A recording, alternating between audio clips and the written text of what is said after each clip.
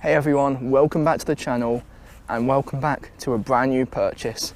This is my 2021 Carrera Crossfire 2.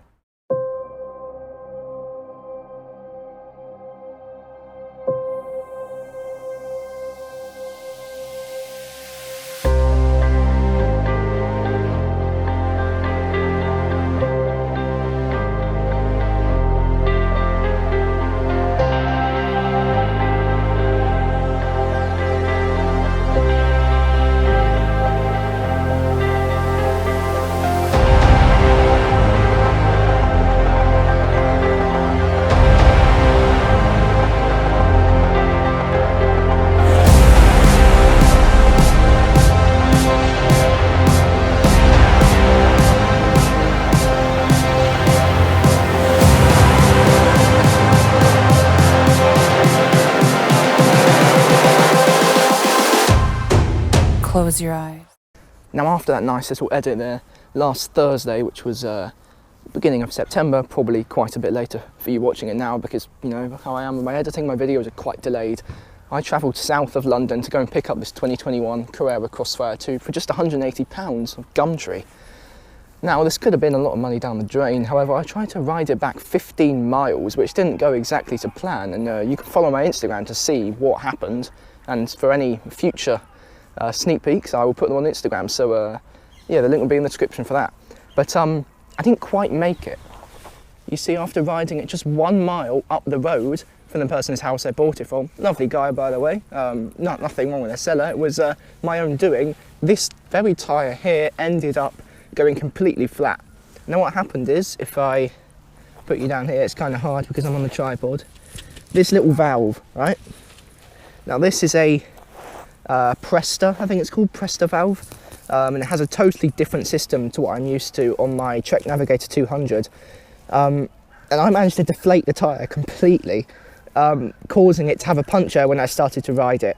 So I ended up taking the train back to London Bridge and then walking, sort of, you know, trailing the bike back home from there. So it didn't go quite to plan, but it's back now, the tyre's in good shape, and in this video I'm gonna sort of not review it, I'll do that in maybe 6 months, you know, 6 month overview of the bike, how's it coped.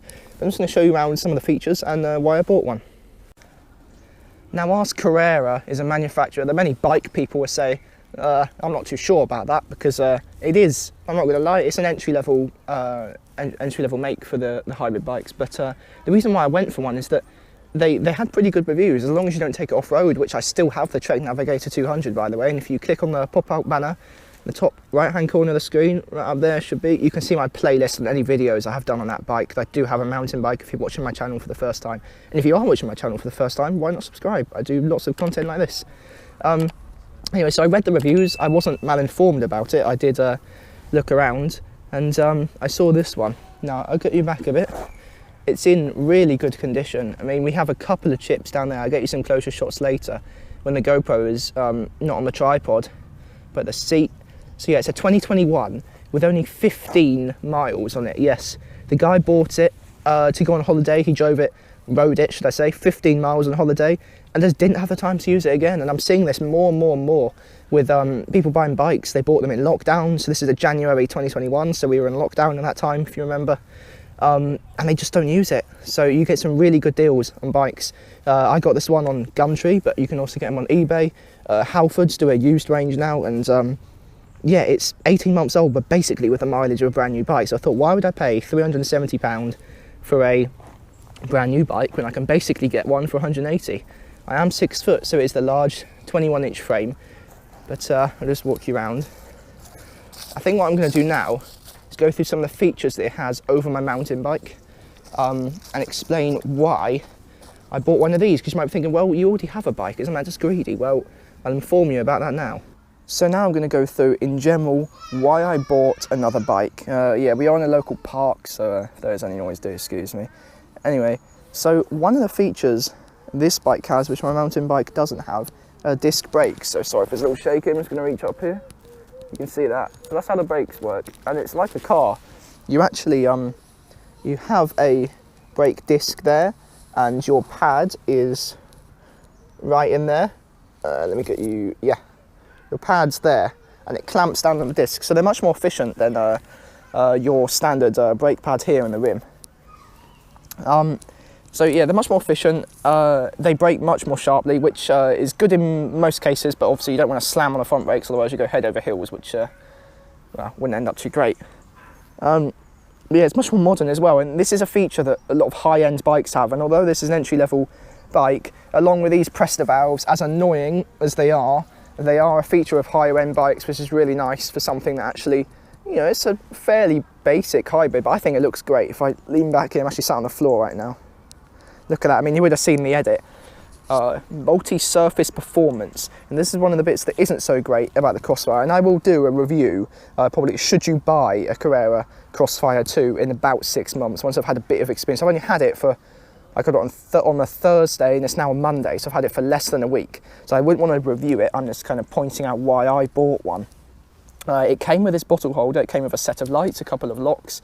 It came with this stand, which if you remember, if you go to that Trek Navigator 200 playlist, I fitted this exact same stand to my Trek Navigator 200. So that's just pure coincidence. It's also got a bunch of aftermarket parts that Carrera fit on it from the factory. You can see them make there. Where's the other one? I saw something. Oh yeah, your struts here. So it's got front suspension, which my mountain bike doesn't have. So you're much more cushioned on the handlebars there. But what it doesn't have is seat suspension. So my Trek Navigator has springs here in the seat, so it rides a little harsher than the Trek, but it's not, you know, it's not too bad. I'm not going to take it off-roading. This is purely for road use. The tyres are nice. These are road tyres. I got the road tyres one. You can get these with more off-road bias tyres, but I'm keeping the mountain bike, by the way. There's no way I'm getting rid of my Trek. Whether it stays in London or goes down to Dorset is another matter, but I am going to keep it for when I go off-road. Just in case any of you are wondering, not for sale, I'm keeping it. So now some of you must be thinking, well, surely you didn't spend £180 just to get some disc brakes and some front lever suspension there. And you would be right in thinking that. I didn't just buy it for that. See, I'm now commuting to sixth form about half an hour down the cycle highway each morning and going back in the afternoon. And whilst the Trek Navigator 200 it's served me well for about 3 years on the London roads, I recently had a rear puncture. I alluded to it in my video where I rode it over 30 miles again. Top right hand corner of the screen if you want to go and watch that. But I blew a rear tyre and had to have it replaced. And I put a big chunky mountain bike tyre on it because I kind of knew that I would be getting a hybrid bike at some point. I didn't think quite so soon. But yeah, I put a big chunky tyre on it and it started riding like, yeah, you know what. So it makes a nice little cute turbo noise now because there's so much tread on the back of it. But it's not quite as refined. This is so smooth, it's straight as an arrow. I'll show you something else actually as to why I got this. If I put it here, I've taken this off the tripod so I can show you. So sorry if it is a little shaky, I'm really trying to improve the stability of my shots. That's why I actually invested in a tripod so that most of my shots could be. But it's got 3 ranges here. And then it's got an 8-speed. So it's got a 24-speed paddle shifter transmission. I'm used to talking about cars. Your little flaps there as well. Now these are really cool. We also have another hybrid in the family. It's not mine, a family member, but it's a Transeo GT, I think they call them. And I really liked they had paddle shifters. So this is why I also got this, because my other one has a rotary dial selector for the gears. So I thought it was a bit of an upgrade there. You can actually see the tripod there, that's what I got. If you want me to do a video, by the way, explaining what my camera gear is, you know I've got a GoPro, but exactly how I set it up for gaming videos, for sort of lifestyle videos like this, for the road trips, what I use, I'm happy to do that. So just comment down below if you think I should invest in some of my time to do a video like that, explaining what gear I use and how you can do YouTube on a budget. So I'm just going to give you one little walk around from my height. I'll try and keep the shots as stable as possible. Then I'll go through what is wrong with it, because surely for £180 there must be something wrong with it, right? I got it so cheap that it must have been something catastrophically wrong with it, and that's why I couldn't ride it home. Where I've already said I had a puncture in the front tyre there, and there is nothing wrong with it. Honestly, it rides amazing. Right, all you have, a couple of little chips there, you might have seen in me edit that I did right at the start. Just when it's been in storage, I mean it's barely been used, and then one more that I noticed after I got it right there on the brake, but that could have been me actually, I don't These aren't scratches. If I get a leaf here or something, here we go. If I get a leaf there and try and see, that all comes off. That's just from where I put the seat up, because the guy had it to its minimum level, who I bought it from. Anyway, classic me, I managed to lose my big heavy duty mount for the GoPro, so I can't actually strap it to the handlebars. It's called dust and everything will go in the lens, but I can try and do some flyby shots to end off the video. And I have one last question, which I'll get into in a minute. Now, the big question I have for everyone of you watching the video is, should I modify the bike?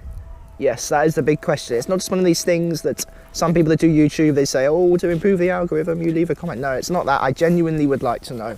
I'm leaning towards not modifying it because the mountain bike is completely modded out, and I would quite like this one to stay original, because I'm going to be daily riding it to sixth form and back. But I could do a couple of mild modifications. It has got a bottle holder there, and it's got the stands down there.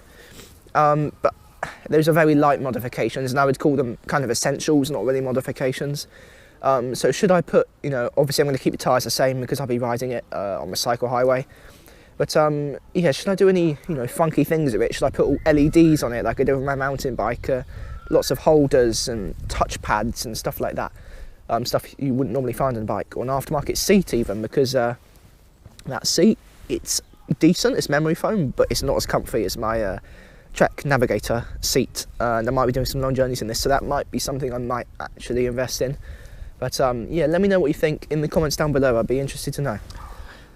So lastly, before I get out of here, I just want to thank you all for watching the video. Do let me know about the modifications thing, and if I can do anything to improve my videos, definitely let me know down below. I wasn't quite sure what to do about this one. It was just a bit of an introduction, just to say I bought a new bike. There will be some videos coming. I'm keeping the Trek Navigator, and yeah, just what do you think? Was it a good purchase? Was it a bad purchase? I've had some people on Instagram saying that these aren't quite reliable. Well, we will see.